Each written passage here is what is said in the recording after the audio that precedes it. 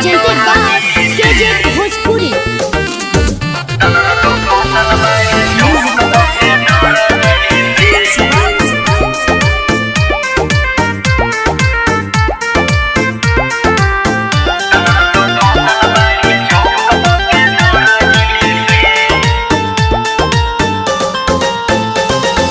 जोहिया से चोलिया सियावे गई हो, लागे ओही दिन से दीवानी भइली हो।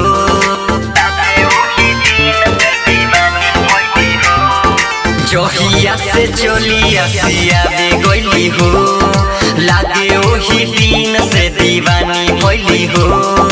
चलो तारी राजा अपना मरजी से,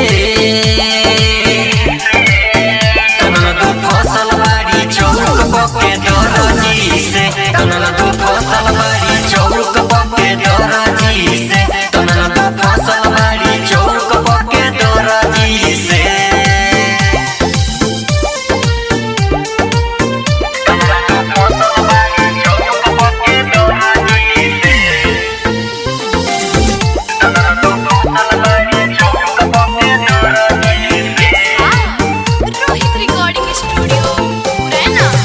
नया नया इनकर खाली सिएला ड्रेस हो, सबका से ज्यादा इनके देहता ले सहो। नया नया इनके खाली सिएला ड्रेस हो, सबका से बेसी इनके देहता ले सहो। बतिया नहीं मानो तारी जाएला उठानो तारी, गड़बड़ लागतावे देखे नरजी से।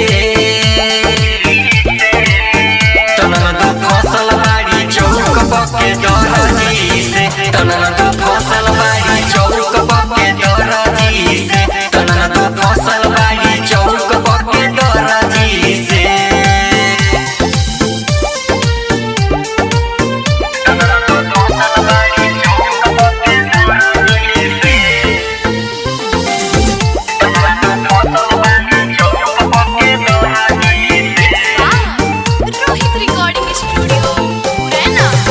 चोलिया पकोइले बाटे दिल के कढ़ाई, खाना पीना छूटल इनकर छूटल बा पढ़ाई।